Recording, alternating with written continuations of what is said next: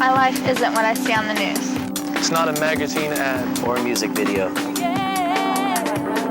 My life is unique. I am learning who I am, Where I stand.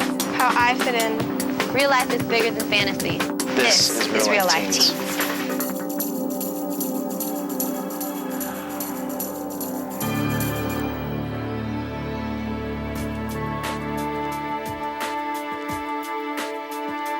The effects of depression can be scary. My friend Ben shot himself in the head because his parents were going through a bad divorce and he just didn't know how to handle it, so he just decided to take his own life. And depression is becoming more common amongst teens. Depression, it is a big problem with high school. Everywhere you turn around, there's somebody's depressed about this, and this person's depressed about that. This program is all about teen depression. There's no point to life. I'm sick of this. Oh, it's only me. No one knows what I'm going through. We'll talk about overwhelming stress in a teen's life. School, dating, parents, everything. We'll talk about the danger of self-medicating depression. Every single person I think that does drugs has an emotional problem that they do not want to deal with. We'll cover the real danger of depression, leading to the tragedy of teen suicide. I've known people that have committed suicide. People who decide to end their own lives have given up. We'll hear from teenagers and adults. They don't see a purpose or a meaning in life. They don't see something beyond themselves. Let's begin by finding out what depression really is.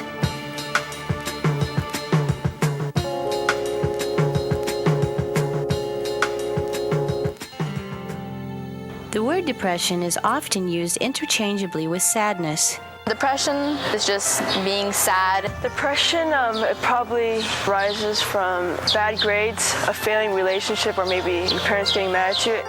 But when sadness interferes with a teen's ability to function, it can be called true depression. It's not good to be sad all the time. They feel hopeless, that there's no hope. When they come to school, they'll pretend like they're some happy person when they're not, when something's really wrong. Depression is becoming more common amongst teens. Everywhere you turn, there's depression or some type of problem that the teenagers are having to deal with these days. Depression can have any number of causes, including stress. School and Your parents. like your social life. You get really irritated. And they're just about to blow up. And I could tell, actually. I can tell when I'm going to blow up. There's too much stress and you can't handle it. It can feel like your whole life's falling apart, and that's just can lead to depression.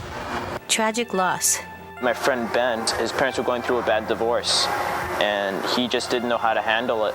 Depression can have medical roots or roots at home. Something going on in the family or the home that's not working.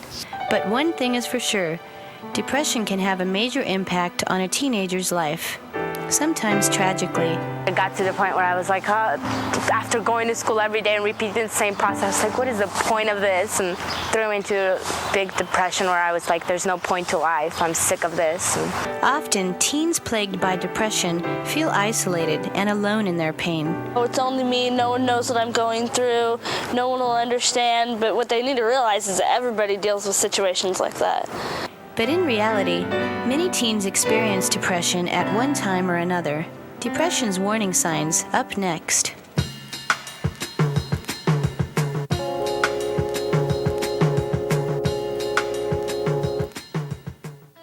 Depression usually comes with warning signs. Some teens experience huge mood swings and frequent sadness. Suddenly they'll just burst out in tears because they can't hold it in no more. And people will be like, what's wrong? And they'll be like, nothing. They just want to cry. You're just constantly crying and just like being in a state of just sadness for a long time without any real reason there. Depression can make a teen feel hopeless and trapped. To bottle it all up inside and just to stay by yourself with all the problems that you have and all the pain that you're feeling, it's not healthy. Depressed teens lose interest in life. They drop out of activities they once found enjoyable.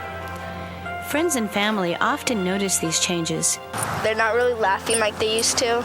They're not the same. They just act different. If someone's feeling bad or angry, you can tell, because how they act or what they say. Victims of depression often choose to try to deal with their overwhelming feelings by themselves. There's nobody they feel they can confide in. Nobody will listen. It all is about feelings that people are uncomfortable with and they want to cover up and mask. They don't like to be around people, and like they tune everybody out. Like when they're lonely, they go someplace that people can't see them. They try to hide, or they go to teachers' classes, and when you're just having fun, you don't notice like kids like that or students like that, you know? Depressed teens may get irritable and angry when criticized. I have a friend who he's really, really unhappy. He can't talk to his parents, and he even doesn't even talk to his best friend when he asks about it. And eventually it just builds up the hurt, the pain, of not being able to let it out. Depressed teens often suffer from guilt and low self-esteem. And people will be like, what's wrong? And they'll be like, nothing. They just want to cry. Depressed teens can be plagued with all sorts of issues. They may want to run away. They may have trouble sleeping. They can even hurt themselves deliberately, such as by cutting themselves. Well, cutting is a way for them to take the concentration off their feelings inside. Tragically, some consider taking their own life. And it's hard, like when someone tells you that they want to commit suicide, you don't know what to do. So teen depression is a serious issue that can affect a person's entire life. Often it has roots at home. That's next.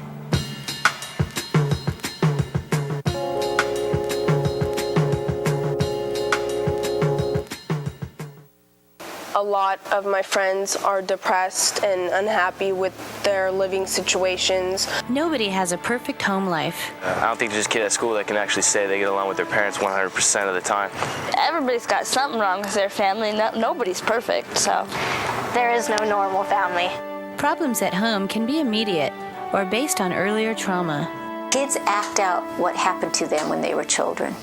When problems at home aren't dealt with, teens can fall into depression. Things aren't okay, that, I'll never get out of the situation, or I don't want to end up like my parents, They don't get along, brother and sister fight, mom and dad fight, kids fight with parents. Regardless, being a teenager can be confusing. Your parents are telling you you're too young for this, but you're too old for this, and like you don't know like where you are or what you should do. But combined with family issues, a teen can be overwhelmed. Maybe they abuse them or yell at them, or just the home situation is not as good. So it's probably a little bit tougher because they've had to take care of themselves more. Their parents haven't really always been for them because they're probably more for the bottle than they are for their son or daughter. Teens from less than perfect homes have to realize that it's not their fault. This is not your fault. It has nothing to do with you. Mom or dad have some kind of problem. Their parents are unavailable to them because they're involved in alcoholism or drug addiction. If you or a friend has major home problems, get help from police. If you're being abused, you need to report it to the school. It's probably an easier process for you. And we will assist you as school resource officers, and we'll take you through the procedures. Your teacher, doctor, or other adult who will help. Oh my God, my parents do drugs every single night, and then they come and beat up on me. And I've heard that too, which is scary. As a friend, I feel it's my responsibility that if they're in trouble, deep trouble, that where there's a problem at home, somebody's, beating them or something like that, my job as a friend is to tell. Many teens facing depression find great relief by properly prescribed medicine from a doctor. But all too often, teens try to self-medicate. That's next.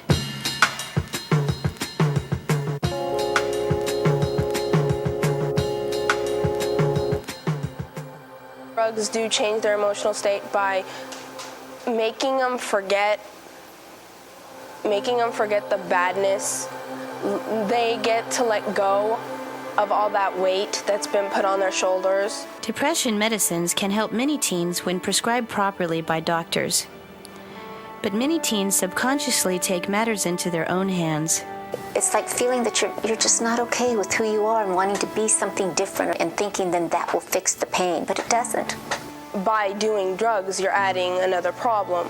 Drugs can be really scary if they get out of hand. So I don't get why people do drugs, but they do drugs just to get away from their problems. Drugs are easy to come by for most teens.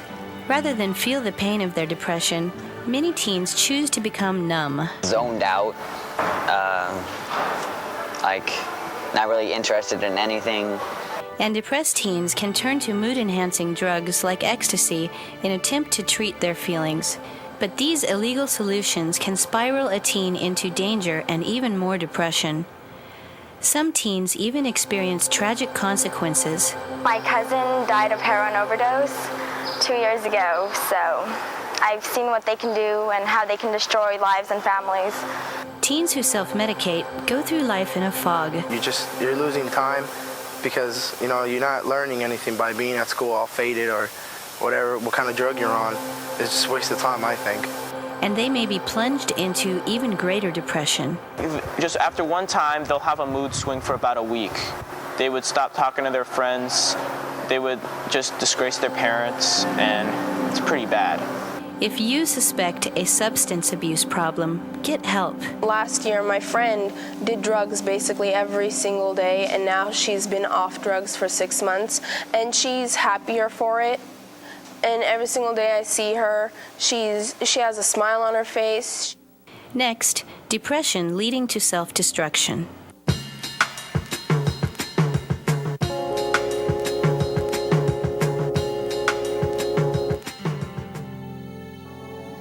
When a depressed teen turns to harming their own body, it is often an attempt to feel better.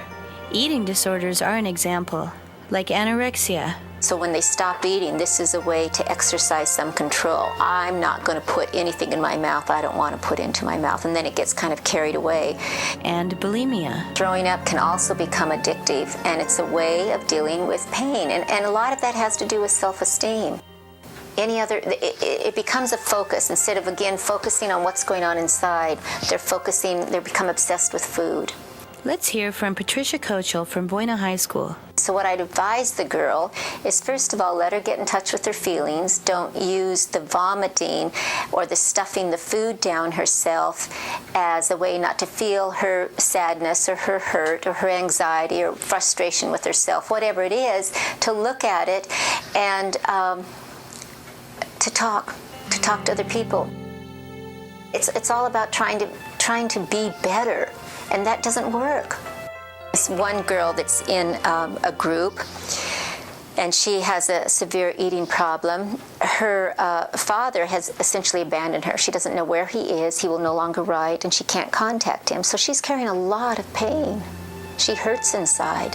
What she's doing, since she doesn't feel loved by her father or valued, she's turning around and hurting herself to reinforce that she's not worthy. Covering up feelings of depression can take many forms. Some people use food. They stuff their feelings with food. Some people use, like I said, drugs. A lot of the kids in the drug groups are there using drugs because they're angry too. Probably the worst case is thoughts of suicide. That's next.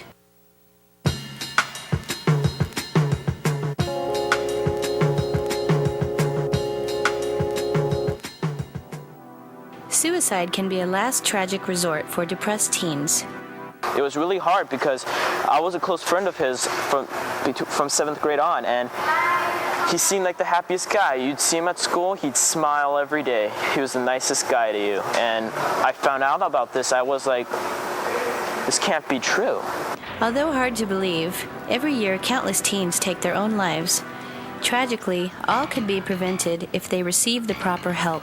I guess he was having trouble with his family, and his grandma's just died, and I guess he was real close to her, and I guess he was weak and he couldn't really handle his problems, so he just killed himself. And this was my friend's friend, but I knew him too. Suicide and threats of suicide send ripples to everyone in a teen's life. It's kind of a chain reaction. Like the people that are close to him, they'll feel like, oh, I lost everything, I can't live anymore either, and they'll want to do what he did. So it's like a chain reaction. That's why if suicide becomes an issue, it's time to get help from an adult immediately. Yeah, actually me and a friend took some counseling about it. It was really painful. It's hard to know what to do if a friend threatens suicide. So turn the matter over to an adult who will do something, like a teacher or a counselor. You don't know how to handle it, if you should tell someone, or you just don't really know what to do. Then your friend has the best chance to get the help that they need. Tell a caring adult, especially someone in education, because education, we're mandated to get that child some help. So tell an adult to put the process of help into motion. She called one of my other friends and she was just really freaking out. And she was like, I'm standing on my balcony, I don't know what to do. And that was scary. That was just like, just mentioning you're standing on the balcony and what you're gonna do next. You really think she's in danger? I think that it's important to notify her parents. But if it's gotten to the point where you're actually sitting there thinking of how to do it and when you're gonna do it, then yeah, you should talk to someone for sure. Next, catching depression before it goes too far.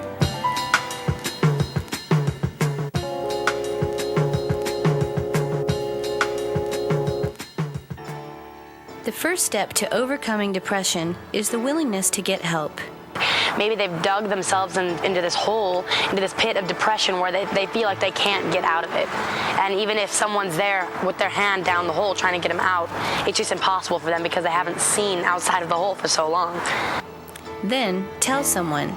If you tell someone, maybe it'll leave stress off of you, and maybe that person can give you input on what your problem is. Your doctor or caregiver will prescribe the best solutions to your individual situation.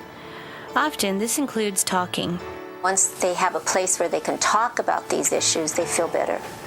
It's a little bit of weight lifted off their shoulders. Your school may already have support groups in place. So they help each other, and they will talk about it. And it's so healthy to be in a group like that. Many teens don't want to appear weak or vulnerable. Well, I personally believe that it's the strong person that can admit that he or she needs help. I think it's the weak person who's afraid to be vulnerable. Attending a support group will benefit most teens. And they like the educational support groups because they feel lighter when they leave. Talking about your problems will help you to solve them. If you have a problem, you gotta tell somebody about it, and the best place to go is an adult, probably your parents, so why not just take the chance? Unfortunately, sadness is a major part of life, and no one wants to feel sad, but at the end, it's a lesson. If you keep it inside, it's like you're running away from your problem, but then if you let it out, then you're dealing with your situation and not being scared of it. In the end, getting help is your choice.